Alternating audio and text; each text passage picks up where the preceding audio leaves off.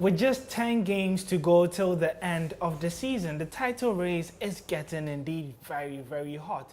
But another race which is also getting a lot of heat is the Golden Boot race. And it's going to be a very, very interesting one. And we do have 5 prime candidates who are vying it out this year. Aguero is on top of the chart, closely followed by Mohamed Salah. And we have Aubameyang, Kane and Mane also in that race. And we know that getting to the end, these individual players would be trying their best to push for that individual accolade. So as a fantasy Premier League manager, you probably want to have some interest in them.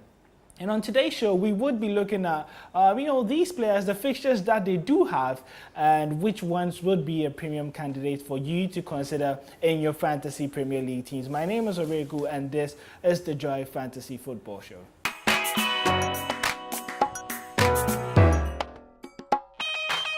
Okay, welcome back, and I'm in the company of one of our own, and I'm fantastic to have you here. And how you doing? Hey, I'm good. Yourself? I'm good too. A midweek fixture that we did have. How was your midweek in Fantasy Premier League? It wasn't the best. I got just 55 points with a -4 hit, of course. Yes. Well, for me, I decided to use my wild card, and it wasn't the best. I was also in the 50 zone. I had a 53, but unlike I didn't have -4 hit. But let's jump quickly straight into the affairs. And off the top of your head, the 5 candidates that I've mentioned, that's Mohamed Salah, Aubameyang, Harry Kane, and we have your Mane in there. Yeah. You look at these 5 guys and Aguero as well. Yeah. Who do you think is going to end up as goal king? Well, my heart says... Speaking from, a subjective point of view. Subjectively, it seems like...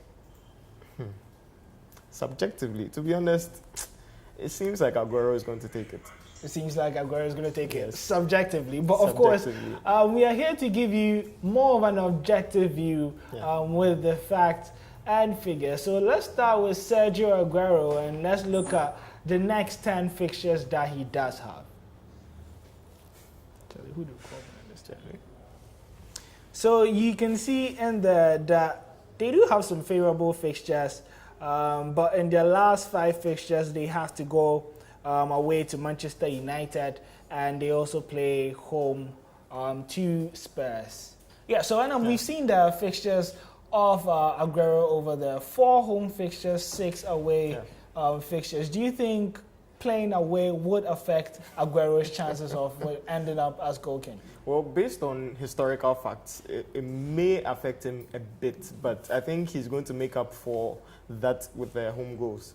Well, when you look at these fixtures, a home game against Spurs shouldn't be a problem, considering how well they do play at home, especially against the big teams. Exactly. Going away to Manchester United, we saw United stifle Liverpool's attack when they did meet. Do you foresee anything similar when Manchester City do trouble? So I do foresee something similar. It's just that City have too much quality in the squad to counter that kind of play. I mean, they have the likes of Sterling, Sané, and they have really good midfielders such as David Silva, Bernardo Silva, Gundogan, and I mean, even De Bruyne is also back as well. So I think they have the quality to beat Manchester United away, and then Aguero would most likely be in the goals as well. You speak of the armour that they do have in the Manchester City camp, and it could play as their Achilles heel this season, especially from an individual point of view for Aguero. With all these talents, that means that the risk of rotation could get higher, especially if they do get further in the Champions League and the FA Cup. Do you think that at the end of the season, you may, try and not go for an Aguero because you know that Jesus would be pushing in for that starting spot too? So that's actually true, and that's the problem we all face with City. Pep's roulette, it's definitely going to come into play, but I believe Aguero is really good for it when it comes to home games, and especially when Guardiola understands what is at stake here. City have the chance to make history.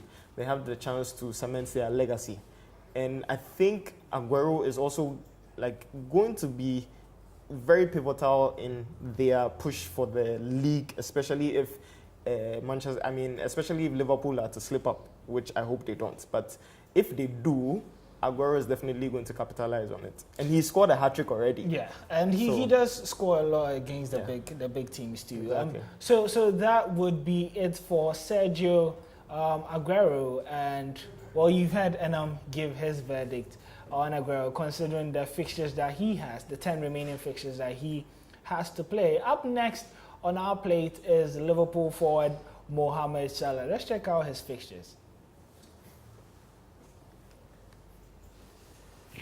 I should have mentioned he has 18 goals. Oh, he's already. So for Mohamed Salah, we can see a tough fixture away. That's the Merseyside derby just this weekend, away to Everton. And they have to play home against Spurs and Chelsea. And on the last day, a very, very tricky fixture against Nuno Espirito Santos, man. That's Wolverhampton Wanderers. So there we did see a for Mohamed Salah. And straight to you, Enam. You look at those fixtures, and Liverpool are in a very, very comfortable position, considering how good their home form has been this season, and with most of their games coming at home. And they do play Spurs at home and Chelsea at home. So definitely the big clubs that were supposed to pose problems, you would be a little bit, neutralized by the fact that they're playing at home. So Salah should be a prime candidate for the Golden Boot. Yeah, he should be. But my worry this season is that Salah hasn't hit the heights he hit last season, which is definitely a problem for us. He's currently on 17 goals, which is very impressive for an attacking midfielder of his caliber. But I'm still honestly not certain about him. The stats are there to prove that he can, on a good day, score goals for you. But I'm honestly just not convinced too much this season. Is it more of these individuals playing as individuals rather than as a collective? This front three, we saw them play together very well last season. Exactly. And now it's almost as if it's each person for his own. We will discuss Mane later because he will be our fifth candidate. Yeah. But do you think that it's becoming an individual race between Mane and Salah, especially for this Golden Boot? Well, it's funny. I don't think it's intentionally that, but we've seen throughout the season that Salah has had his form time, and Mane is currently the man on form in terms of considering the front three of Liverpool's attack. Firmino has also fleeted in and out, and now he's injured. So I think it's not necessarily an individual thing. It's just that the style of play, which has been exposed by other teams. Yeah.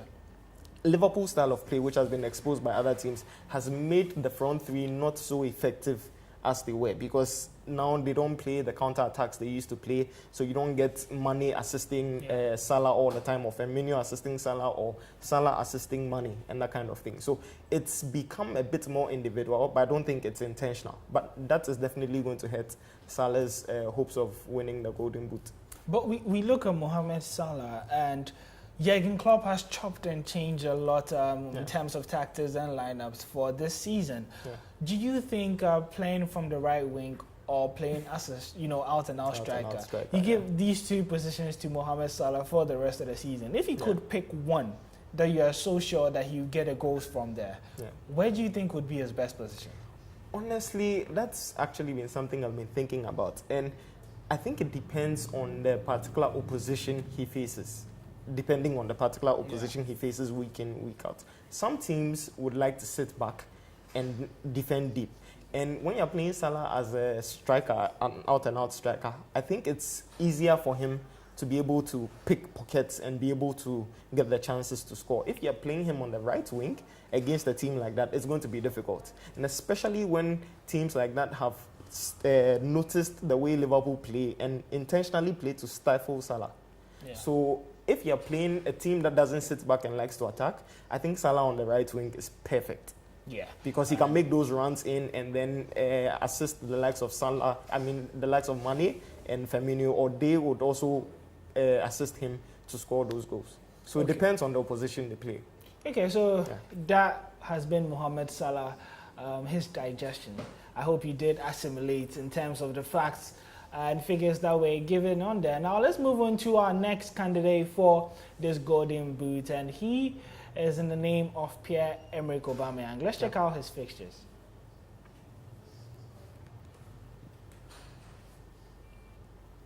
So for Arsenal, they do have a lot of tough fixtures, and they have to go away to Spurs. They play at home to Ole Gunnar Solskjaer's Manchester United, and they go away to Everton. But a lot of tricky fixtures in there, going away to Burnley and Wolves and Leicester City.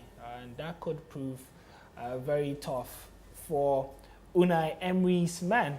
But let me come back to you and on the case of Aubameyang. And of course, we have to start from the rotation point of view and the fact that Lacazette and Aubameyang just cannot play together. And we saw that in the previous game week where, Lacazette ended up coming on for Aubameyang. And in the game week before, that's game week 27, we saw Aubameyang bench because Lacazette was started. Now, Arsenal are still in the Europa League, which is a guarantee that they'll play on Thursdays. Exactly. So it's now up to who starts in the Europa and who starts in the league. Do you think this would cut down Aubameyang's chances of finishing as a goalkeeper? Honestly, I think that's what is going to limit him because he's been phenomenal this season, even when Arsenal haven't been playing too well. Although that has also affected him. He's been quite okay in terms of producing the goals. But what is actually going to stifle his amount of goals he's going to contribute to Arsenal is their involvement in the Europa League. If they go all the way, it's definitely going to affect him because Unai is definitely not going to start both of them together. And he's going to bench one every other game week in terms of helping provide Arsenal like a more sure way to finish the league effectively. So he's going to manage their games, and I think that's the major factor that's going to disturb Aubameyang's contribution to Arsenal's goals. Well, that's what Menam is saying. Concerning Aubameyang, now Arsenal do have a lot of relegation threatened sides to play, and we do know that they have that tendency of usually collapsing and not being able to create enough when they do meet these sides. And do you think they have it in them to finish in the top four? Actually, I believe they do. But again, Europa is going to take a big hit on them if they go all the way. Because the likes of Chelsea and United are also not giving up.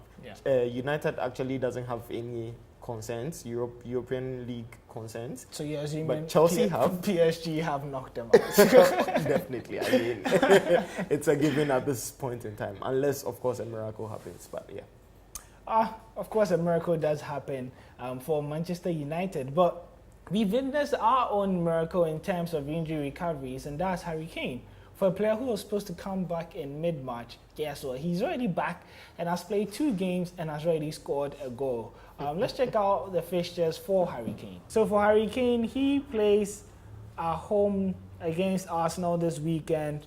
He has to play away to Liverpool, a very, very tough one, and an even tougher match against Manchester City away. Their record there has been very poor over the past few years.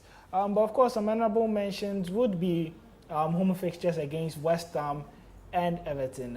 It wouldn't be an easy guarantee, especially getting to the end of the season. And for Harry Kane and the Golden Boots, we've been, it's getting a little bit synonymous that he would be in this discussion. For the past 2-3 seasons, he's always been there, and he pushed Salah to the limit, literally to the last day. Do you still see Harry Kane, pushing this year again for a 3rd consecutive year? Or you get that sense that he forced his way out of this injury just to compete, and that may come back to haunt him? We all know Harry Kane is a very competitive player, and we know that because he lost out to Salah last season, he's definitely going to try and make an effort, at least, barring any more injuries, actually, to be in line for the Golden Boot in case Salah should slip up again. So let's see. I mean, personally, we know he has the pedigree to compete. We know he has the pedigree to score goals. He can score a hat-trick in a game. He can score a brace in a game easily. So, unfortunately for them, their fixtures are not easy. They have 3 big boys to play before the season ends, and then they have a few of the smaller teams, which he can easily capitalize against. But I honestly think Kane has the ability to do it. I don't know if he's going to be able to do it. He has the ability. That goes without saying. We've seen him score hat-tricks getting to the end of the season, and that's probably due to his will to always, be at the top. And you look at his last 3 fixtures, they look really, really tasty, playing the likes of Leicester and West Ham, teams that aren't defensively so sound. And do you think that we may see a little bit of a push from Harry Kane, especially getting to the end of the season in terms of like big scoring points? And that would be a cue for a lot of fantasy managers. And is he the one to go for these last 5-6 games? Because he's going to give us all and probably score a brace or a hat-trick in probably a couple of the last 4 or 5 games. Honestly, I think that depends on the first few games. He's definitely come back. He scored in their previous match. And I think once we see how he performs in, like, let's say the first 3 games of those 10 games left, I think we have fantasy managers will have a better idea of his willingness and his hunger for the golden boot. So I think based on his performances, if he scores a goal or 2, and even watching the match, how he makes his runs and stuff like that, his contribution to the general play of Spurs, I think you can make a better informed decision on whether to pick him for those last few games in the running. Okay, so that is it for Harry Kane. But of course, that is not it yet in terms of our list for our top scorers, candidate. And the last on the list is a player who doesn't play penalties. Remember, all the 4 guys that we've mentioned, they are on penalty duty, so they do have an upper hand. So you should have probably guessed it by now. That's Sadio Mane of Liverpool. Let's check his fixtures. It's similar to Mohamed Salah because they are in the same team. Of course, we see Liverpool, they would go away to Everton as they play that Merseyside derby.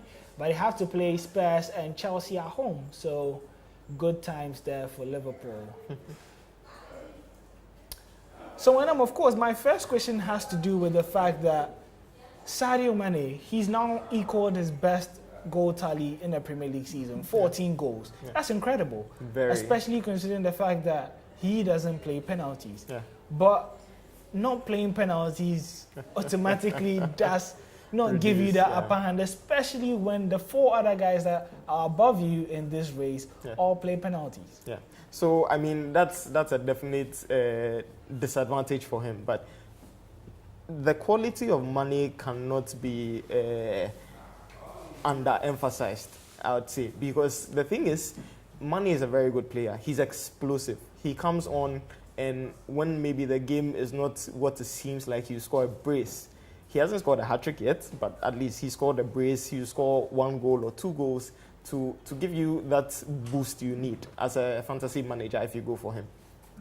In Liverpool's recent game, for instance, you saw his goals, 2 well-taken goals, that amazing back heel and stuff like that. Mane is the kind of player can deliver. It's just the inconsistencies that are a bother when you are deciding or contemplating whether to pick him or not. But for the rest of the season, he's currently on form, in my opinion, better than Salah at the moment. But for the rest of the season, 5 consecutive games. Exactly, which is actually a first for him as well.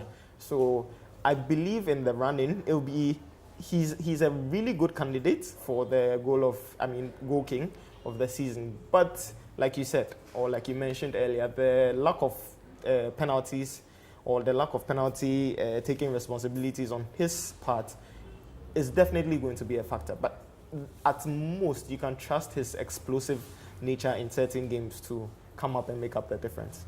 Well, that would draw the curtains on our little analysis on the candidates for the Golden King. Did I say Golden King? I meant Golden Boot. Or it's Gold King or Golden Boot. Seems to have meshed the two of them. But at the beginning of the show, you did give me a subjective opinion, and you said Sergio Aguero. Well, after we've gone through a more objective angle, has your answer changed, or is still Sergio Aguero? I think it's still Sergio Aguero. Still Sergio Aguero. So for it's subjectively and objectively Sergio Aguero. So you do know that guy that you should get in your team, and that's the short Argentine. He's now called the grey hair assassin. I don't know why he has the grey hair though. But yeah, that will be it for our Golden Boot candidate. It's now time to talk about our captain picks for game week 29, and for you. And you had to pick a differential and a premium. For your differential, you're going for Jimenez of Wolves. He blanked against Huddersfield, and I was very disappointed. Very strangely enough, but he gets a second chance against Cardiff this weekend. Yeah. So against Cardiff, I mean, this is Cardiff. Let's be honest. But it was also Huddersfield. It was. So I honestly chalk that down as a strange defeat, and it's very shocking to the Wolves players as well. And I'm sure they realized that they shouldn't have lost that game, and they would put all their efforts into beating Cardiff. Jimenez has 4 goals in his last 5 games. He's definitely on form, and that's honestly why I'm going for him. So yeah, he thinks Jimenez would be a good differential. Remember, time is running out, 10 more games till the end of the season. So if you do need to catch up, you need to start thinking differently, and Jimenez could provide that differential. For your premium, you're going for Eden Hazard of Eden Chelsea. Hazard, and that in itself could be a differential, because a lot of people do not have him, and even those who have him, I don't think they captain him. But what is your reasoning for going for Eden Hazard? So if you realized in the game against Spurs, he was visibly tired, so Sarri took him off, I think around the 70th minute mark. So he's definitely rested at least for 20 minutes of that game, and he'll look forward to playing against Fulham at Craven Cottage. It's going to be an away. That in itself is a non-London derby. Exactly. But the thing is, we know Hazard. Hazard doesn't care if it's an away match or a home match. Once he needs to deliver, he's going to deliver. And given their recent troubles with their poor displays against City, against Bournemouth and stuff like that, they've come back against Spurs. That has given them motivation to go into the rest of the matches and win them, because they also have the Champions League slots at stake. They need to qualify for the Champions League if they are to give themselves a chance of winning it next season. And Fulham, they've been so bad, incredibly terrible defensively. Terrible. They conceded 5 against Arsenal and 3 against Manchester United, and even Southampton managed to score them 2 goals. So definitely Hazard should be licking his lips for game week 29. So Jimenez and Hazard, 2 captain picks from us. For game week 29, you could definitely take that into consideration. Well, thank you very much for joining me here on the Joy Fantasy Football Show. It was incredible to have you too. Hope you did pick up a few tips in terms of who you should have concerning the Golden Boot race, and also for your captain picks for game week 29. And before we go, we put out a poll there on who you think would finish on top of this Golden Boot race, and this was your result. I haven't put a poll out, but I think there's Still good. We could do pro tip. This game, okay. So there, I think you guys are in unison with my expect.